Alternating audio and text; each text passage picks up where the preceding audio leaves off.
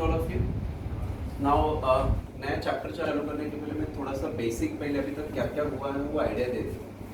बहुत सारे स्टूडेंट ने फर्स्ट डे से ऑनलाइन लेक्चर स्टार्ट किया है, किसी ने बीच में से स्टार्ट किया है, कुछ लोगों ने अभी जस्ट ज्वाइन किया है। एफ आई बी कॉम में और एफ आई बैक में पोर्शन सेम है, एक भी चैप्टर इधर उधर नहीं, as it is same. Total आपको 6 चैप्टर्स है, ठीक है, ध्यान से सुनो। Chapter number 1 capital and revenue, याद है हमको? ठीक है, इसमें आपको कुछ सॉल्विंग नहीं होगा, आपको 2 सेंटेंस दिए रहेंगे, पढ़ना है, खाली बताना है कि ये कैपिटल है कि रेवेन्यू, रीजन के साथ। उसके बाद में स्टॉक वैल्यूएशन, स्टॉक वैल्यूएशन याद है? फीफो मेथड, बहुत पहले की बात है ये, लेकिन ऐसा है स्टॉक वैल्यूएशन में फीफो और weighted average 2 method. Then manufacturing final accounts, जिसमें हम manufacturing account, trading account, profit and loss account, balance sheet बनाए। Then chapter number 4 what we covered in the classes is departmental final accounts, जिसमें फिर से final account बनता है लेकिन 2 part में डिवाइड। फिर एक चैप्टर है अकाउंटिंग स्टैंडर्ड, जो कि ऑब्जेक्टिव बेस में आएगा, उसका कोई क्वेश्चन आंसर सॉल्विंग है ही। तो सिलेबस वाइज 6 चैप्टर में से 4 मैंने पढ़ा दिए हैं, आज 5वां चालू कर देता हूँ, ठीक है। अकाउंटिंग स्टैंडर्ड ऑप्शनली है, वो थ्योरी बेस्ड, ठीक है। ये चैप्टर होने के बाद इसका मैं लिमिटेड 5-6 क्वेश्चन ही कवर करूंगा। इसके बाद में मैं फिर से पहला चैप्टर का थोड़ा थोड़ा रिवीजन चालू करने को चालू करूंगा, मतलब हर चीज रिवाइज हो जाएगी। अभी एग्जाम में 2 ऑप्शन है आपको, या तो एमसीक्यू आएगा या तो प्रॉपर पेपर आएगा सॉर्ट। एमसीक्यू का शीट्स मैंने आज रेडी करके रख दिया है, प्रिंटिंग को जाएगा, कल या परसों में आ जाएगा, मैं आपको दे दूंगा। ऑब्जेक्टिव्स है उसमें, आपको ऑब्जेक्टिव्स पढ़ना है, एग्जाम में खाली ऑब्जेक्टिव्स आएंगे।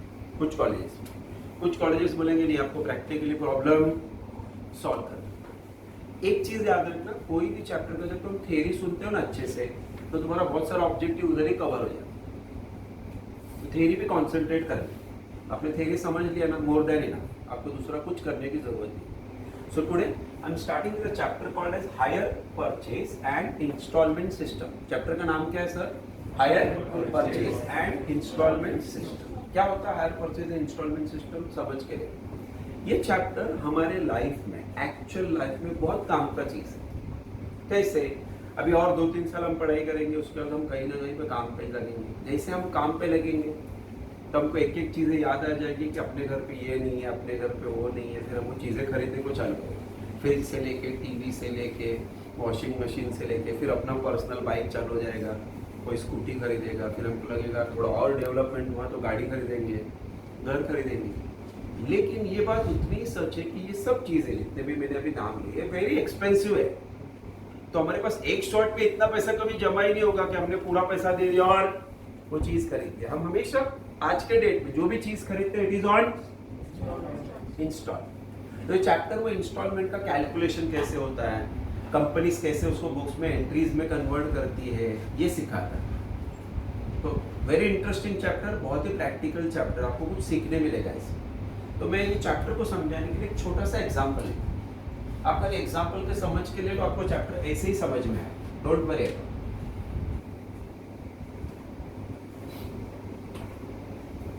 चलो स्टार्ट करते हैं, रिलैक्स, ठीक है। एसी का कूलिंग ज्यादा रहेगा तो बोल देना, मैं बंद कर दूंगा 5-10 मिनट के लिए, फिर फील की बहुत ज्यादा कूलिंग है, ठीक है। मिस्टर राज, कौन? Mister decided to purchase a colour TV, decided to purchase a क्या? Colour TV. एक टीवी खरीदने का था उसको, कलर का एलईडी वाला टीवी खरीदने के लिए वो दुकान में चला। सर कौन से दुकान में गया? ही वेंट टू क्या? विजय सेल्स। विजय सेल्स इसलिए प्लीज कम।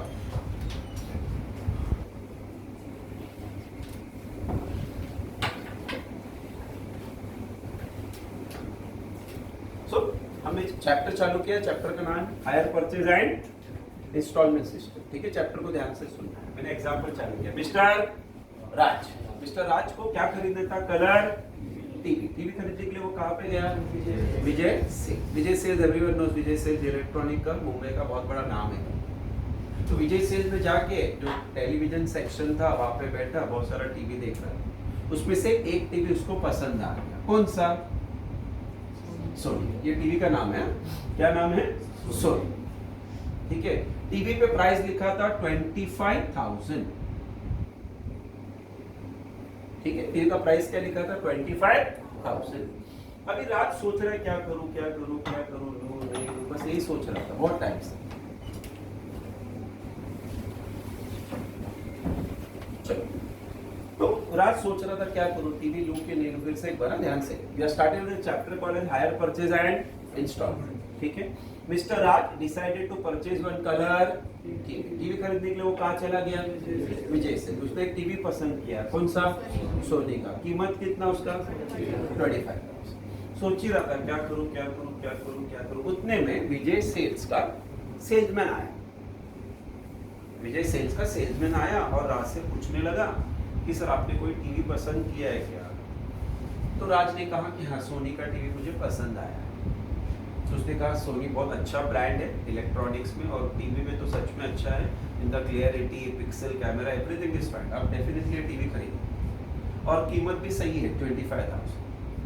तो राज ने कहा टीवी तो खरीदना है लेकिन मेरा एक प्रॉब्लम है घर। कौन बोल रहा है सर, राज। किसको बोल रहा है, सेल्समैन को, कि मेरा एक छोटा सा प्रॉब्लम है। तो सेल्समैन ने पूछा, बोल रहे सर क्या प्रॉब्लम है। मतलब मेरा प्रॉब्लम ये है कि मेरे पास 25,000 रुपया नहीं है, आई डोंट हैव 25,000। तो सेल्समैन ने पूछा ठीक है सर आपके पास कितना पैसा है। सेल्समैन ने पूछा सर आपके पास कितना पैसा है। तो राज बोलता है I have how much rupees 5,000। राज का डीलिंग तो देखो, टीवी खरीदने गया, हाँ वो भी कौन से कंपनी का, कीमत कितना है और कितना पैसा लेके गया, डीलिंग का बात। तो सेल्समैन ने बोला ठीक है सर आपके पास 5,000 रुपया है ना, एक काम करो सर मुझे 5 मिनट का टाइम दो, मैं अपने फाइनेंस डिपार्टमेंट से बात करके आता हूँ, देखता हूँ क्या बेस्ट हो सकता है आपके लिए। तो राज ने कहा ठीक है। सेल्समैन गया, अपने फाइनेंस डिपार्टमेंट से बात किया और कुछ टाइम के बाद आके राज को बोलने लगा कि सर आप ये टीवी खरीद 25,000 का टीवी है, आपके पास 5,000 है ना, 5,000 अभी भर दो, बचा हुआ पैसा आप इंस्टॉलमेंट में पे करो। तो राज ने कहा ठीक है इंस्टॉलमेंट में मैं खरीदने को रेडी हूँ। कितने का इंस्टॉलमेंट, उसने कहा 8,000 रुपए का इंस्टॉलमेंट आएगा। कितने का, 8,000। ऐसे कितने इंस्टॉलमेंट देने पड़ेंगे। तो सेल्समैन ने कहा 3 इंस्टॉलमेंट। सेल्समैन ने क्या बोला, 3 इंस्टॉलमेंट। अभी राज थोड़ा सा कंफ्यूज हो गया, टीवी कितने का 25,000, मैं ऑन द स्पॉट 5,000 दे रहा हूँ, तो बचता कितना है 20,000। और ये मुझे बोल रहे हैं कि 8,000 के 3 इंस्टॉलमेंट दो, तो 8 3 24,000 होता है। तो 4,000 रुपया ज्यादा मांग रहा है, यस और नो। तो राज ने सेल्समैन से पूछा कि मुझे टीवी पसंद आया है, 5,000 मुझे भरने में प्रॉब्लम नहीं है, आप 8,000 का 3 इंस्टॉलमेंट बोल रहे हो वो भी सही है, लेकिन टीवी का कीमत 25 है, मैं 5 दे रहा हूँ तो बचा 20 है, आप मुझसे 24,000 किस चीज का ले रहे हो। तब सेल्समैन ने राज को समझाया कि सर जब आप कोई भी चीज इंस्टॉलमेंट में खरीदते हो तो कंपनी आपसे और क्या चार्ज करती है, and we are also charging you interest at the rate of 10%। हम आपसे क्या चार्ज कर रहे हैं, 10% इंटरेस्ट, और वो इंटरेस्ट की वजह से आपको कितना एक्स्ट्रा 4,000 भरना पड़ेगा। Is it okay to all of you. तो राज ने कहा ठीक है मैं 4,000 इंस्टॉलमेंट का भरने को तैयार हूँ, इंटरेस्ट का भरने को तैयार हूँ, लेकिन मुझे कैलकुलेशन चाहिए कि आपने ये इंटरेस्ट कैसे कैलकुलेट किया, मुझे उसका वर्किंग नोट चाहिए। वेरी क्लियर, कौन डिमांड कर रहा है, राज। किससे, सेल्समैन ने कहा ठीक है सर आप बैठो, मैं आपके 5 मिनट में आपको पूरा वर्किंग बना के बताऊंगा। Is it okay. अभी मैं आपको जो वर्किंग सिखाने वाला हूँ, याद रखना आपके एक्चुअल लाइफ में भी, फ्यूचर में जब भी तुम कोई चीज खरीदोगे तो बैंक से खरीदो या बजाज फाइनेंस से खरीदो, वो इंटरेस्ट तो चार्ज करेंगे, वो कैसे कैलकुलेट होता है मैं आपको सिखाऊंगा। और हर एक क्वेश्चन में एक्चुअल में जब आप एग्जाम में भी सॉल्व करोगे तो जो वर्किंग नोट में सिखा रहा हूं वैसे ही कैलकुलेट करना। Is it okay to all of you. अभी वो कैलकुलेशन को स्टार्ट करने के पहले यहाँ पे मैंने जो लिखा है उन सब का थोड़ा सा शॉर्ट में मतलब समझा दे। रेडी हो सब लोग, चलो बोलो कौन टीवी खरीद रहा है, आज इसको परचेसर बोलने का इस चैप्टर में, याद रखना वर्ड्स क्या बोलने का सर, कौन बेच रहा है? विजय सेल्स। सेल्समैन नहीं बेच रहा है, वो काम कर रहा है। बेच कौन रहा है? तो विजय सेल्स को क्या बोलते हैं? वेंडर। सेलर भी बोल सकते हो, लेकिन सेलर करेक्ट वर्ड नहीं है। Correct word is what? Vendor. अभी सर इसमें अगर तुमको जो बता रहा हूँ ये ऑब्जेक्टिव्स है, ये जो सब तुमको डिस्कस कर रहा हूँ ना ये ऑब्जेक्टिव्स है। खरीदने वाले को क्या बोलते हैं? परचेसर। हायर परचेज में बेचने वाले को क्या बोलते हैं? वेंडर। अगर ये तुमको याद रहेगा तो उधर 4 ऑप्शन में ये वर्ड रहेगा, वेंडर। Is it okay? बोला क्या चीज खरीदा उसने? टीवी। कौन सा? So this is called as asset. बोला कितने का था वो TV? 25,000। So this is called as on the spot. कितना पैसा दिया? जोर से रे, जोर से रे। So that is called as down payment. बोलो क्या बोलते हैं इसको? Down payment. Is it okay? अच्छा, नंबर ऑफ इंस्टॉलमेंट कितने? आराम से, नंबर ऑफ इंस्टॉलमेंट कितने? बरोबर है, वापस बोलो। हाँ बस, मैंने 2 बार रिपीट किया मतलब तुम रॉन्ग नहीं हो, ठीक है? कंफ्यूज नहीं, बिंदास। तो this is number of instalment. Amount of installment 8,000। Very good. Rate of interest 10%। और एक चीज आपको दिया है क्या? डेप्रिसिएशन 10%। जब मैं कोई चीज खरीदूंगा मैं उसको यूज करूंगा तो उसमें क्या आएगा? ऐसा ओके? अभी एग्जाम में है ना, कुछ भी बोलने दो, कुछ भी बोलने दो, अपने को कुछ समझ ही नहीं रहा है चलेगा, बट जितने वर्ड पे मैंने बोर्ड लिखा है, बोर्ड पे जो वर्ड्स है ना उस पे कॉन्सेंट्रेट करने का।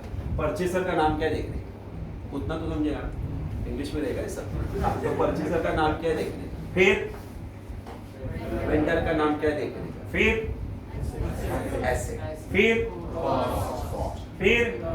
Down payment. एग्री ना? Then number of installment, then amount of installment, then rate of interest and rate of depreciation। बस इतना ही फोकस करने का, बाकी उन्होंने ना बहुत सारा इधर उधर का इंफॉर्मेशन देंगे इसका।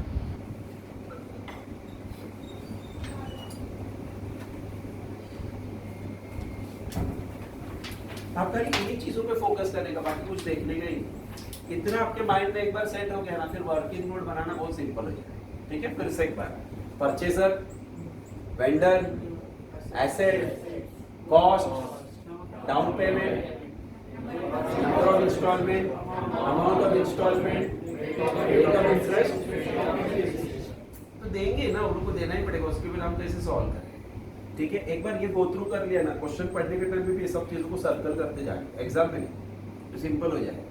फिर वर्किंग नोट बनाने का, वर्किंग नोट सिखा दो, ठीक है? रिलैक्स होके बैठो, वर्किंग नोट सिखा दो, नोट पर हमेशा स्टार्ट कौन से वर्ड से करने का? ठीक है, चलो बोला टीवी, कितने का टीवी था वो? 25,000। सो कॉस्ट इज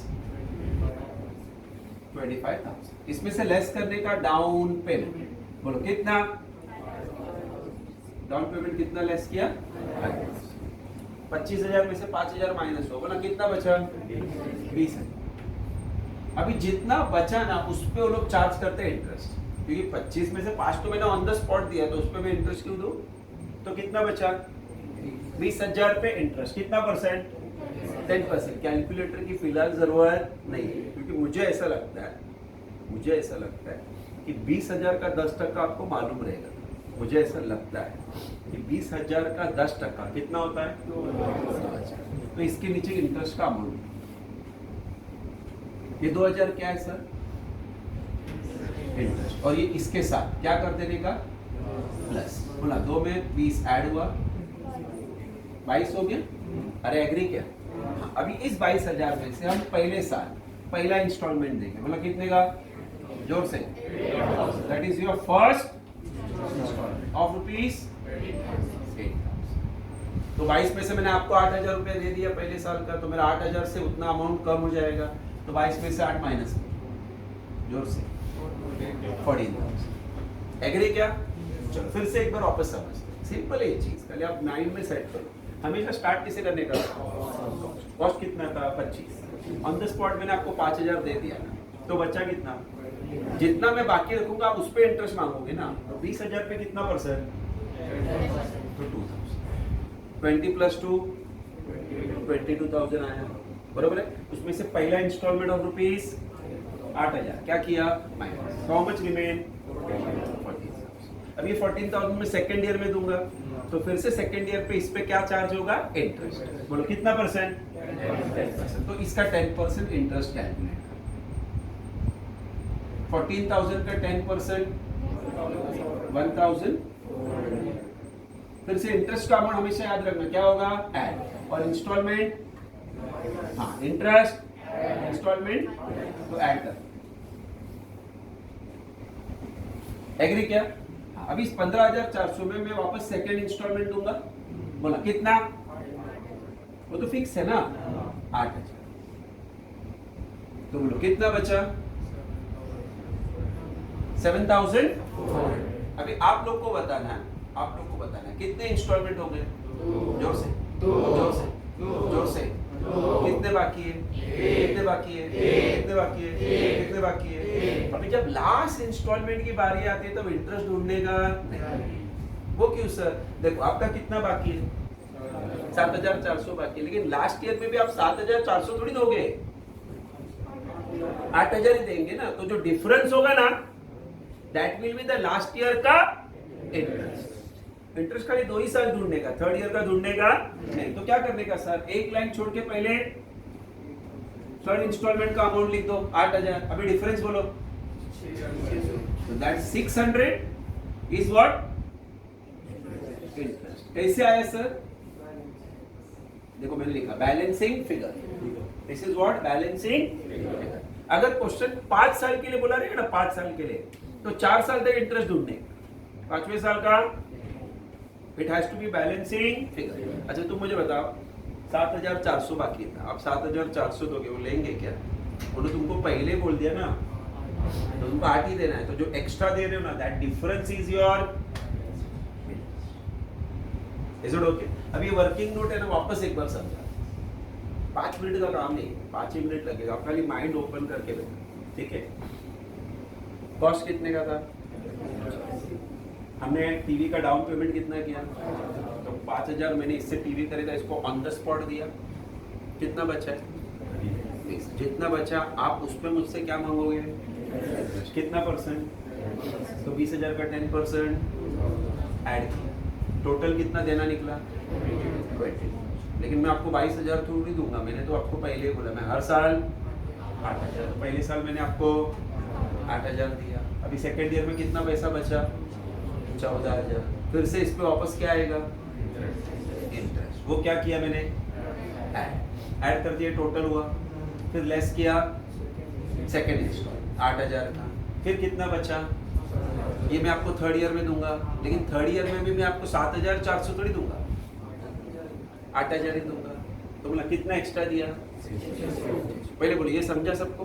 अभी मैं बोर्ड रब करता हूँ और कुछ आपको आइडिया देता, समझो। गलती से आपने थर्ड ईयर का इंटरेस्ट भी ढूंढा, चलो ढूंढा, तो बताना 7,400 का कितना परसेंट, 10% कितना आएगा, 740 आएगा कि नहीं, अरे आया ना। और इंटरेस्ट हम हर साल क्या करते हैं, तो कितना आएगा टोटल,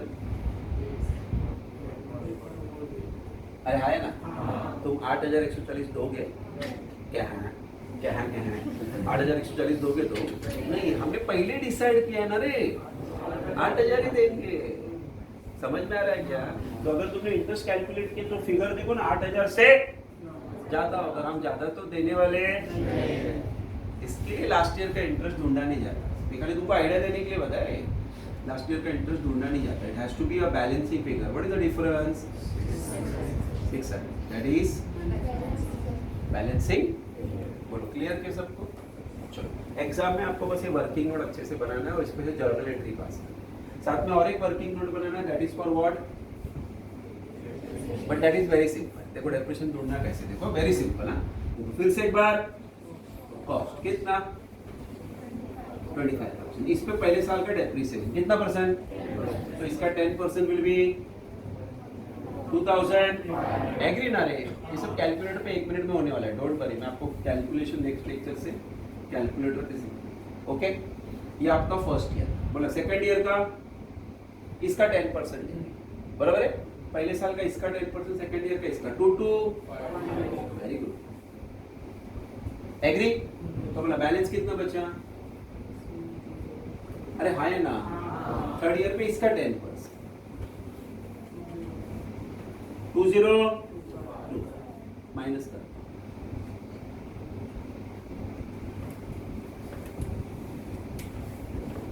टेन परसेंट, 10%, 10%। चौथे साल का क्यों नहीं ढूंढ रहा हूँ?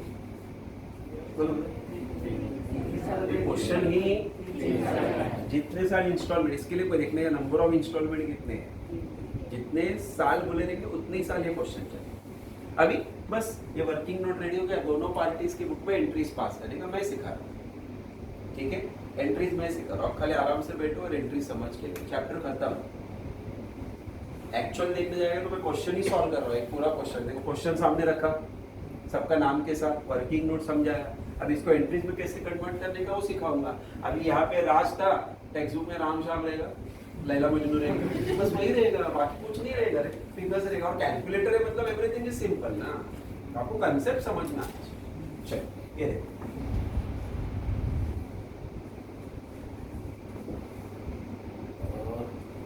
इसमें कितना मिनट्स हुआ चेक, कितने मिनट का था? 21.4। ये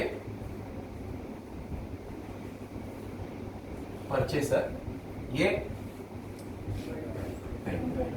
ठीक है। जर्नल एंट्रीज पास करने को सीखा। मतलब क्वेश्चन कितने साल चलेगा? क्वेश्चन कितने साल चलेगा? जोर से 3 साल। तो you have to pass entry for 3 years। But मैं सिखा रहा हूँ ना, डोंट वरी। तो this is what I had written is first year, ठीक है? This is what I had written is first year, ठीक है? फर्स्ट ईयर का पहला एंट्री क्या लिखा है सर हेडिंग? परचेज ऑफ, मैंने एसेट खरीदा तो मेरे पास एसेट आया, किसके पास से? तो entry will be asset account